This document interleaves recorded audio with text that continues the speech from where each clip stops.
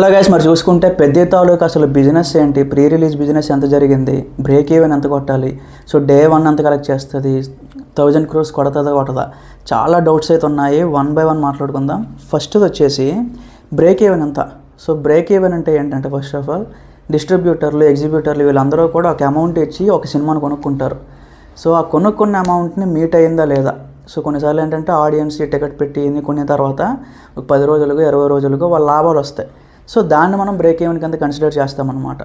So మన టాలీవుడ్లో ఇప్పటి వరకు ఒక్క సినిమా కూడా బ్రేక్ ఈవెన్ అవ్వని హీరో ఉన్నాడు, అది కూడా స్టార్ హీరో.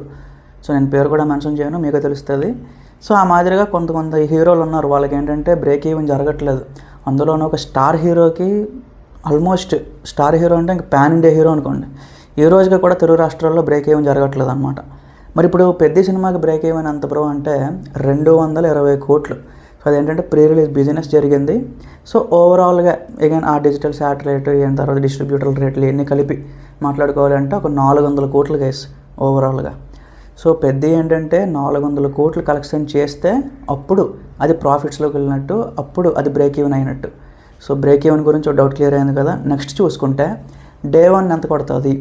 సో డే 1 వచ్చేసి మ్యాక్సిమం గైస్ ఇప్పుడున్న ఈ హైప్కి, ఇప్పుడున్న ఈ ప్రీ బుకింగ్స్ ఏదైతే జరుగుతున్నాయో అడ్వాన్స్డ్ బుకింగ్స్, వీటిని బేస్ చేసుకుని చెప్పాలి అంటే ఈజీగా డే 1 అయితే 100 నుంచి 150 కోట్ల మధ్యలో అయితే మనకి ప్రైస్ పడుతుంది ఈజీగా. ఎందుకంటే సీజన్ కాకపోయినప్పటికీ కూడా జనాలు ఇంకా ఆతృతగా ఉన్నారు. 6 నెలల నుంచి ఒక పెద్ద సినిమా కూడా దొరకలేదు. సో చూసి చాలా రోజులైంది, థియేటర్లు కలకల్లాడి చాలా రోజులైంది.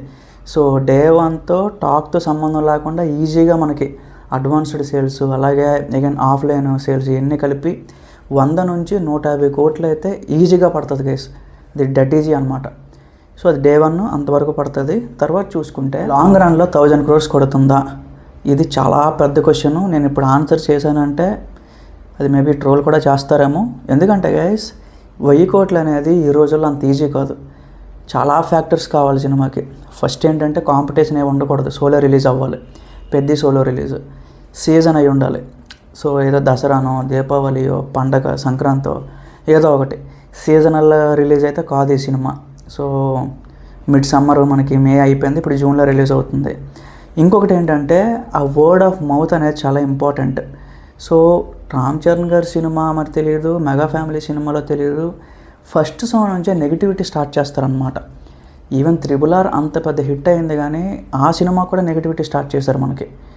ఎలాగో ఒకలాగా అది కొంచెం ఆ word of mouth positivity spread అయింది కాబట్టి అది 1000 కోట్లు కొట్టింది. కానీ పెద్ద విషయంలో మాత్రం వర్డ్ ఆఫ్ మౌత్, ఆ పాజిటివ్ టాక్ అనేది చాలా ఇంపార్టెంట్, ఖచ్చితంగా అది కావాలి. సో వర్డ్ ఆఫ్ మౌత్ అలా వచ్చింది అనుకోండి, డే బై డే అలాగా పెరుగుతూ వెళ్తుంది గ్రాఫ్. సో 1000 కోట్లు అంటే ఏదో 1-2 రోజుల్లో వచ్చేసేది కాదు. ఈవెన్ మొన్న వచ్చిన దురంధర్ సినిమా కూడా చాలా రోజులు పట్టింది 1000 కోట్లు కొట్టడానికి. సో ఆ మాదిరిగా అగైన్ ఎక్కడ కూడా డ్రాప్ అవ్వకూడదు ఆడియన్స్. సో ఓటీటీలో చూసుకుందాం అనే ఫీలింగ్ రాకూడదు, ఇది థియేటర్ సినిమా థియేటర్లోనే చూడాలి అనే ఫీలింగ్ రావాలి. సో ఇట్లాగే చాలా ఫ్యాక్టర్స్ ఉన్నాయి. ఆ ఫ్యాక్టర్స్ అన్ని మీట్ అయినప్పుడు ఖచ్చితంగా 1000 crores అయితే కొడుతుంది guys. So as of now అయితే అది పరిస్థితి. చూద్దాం మరి ఏం జరుగుతుంది అంటాం.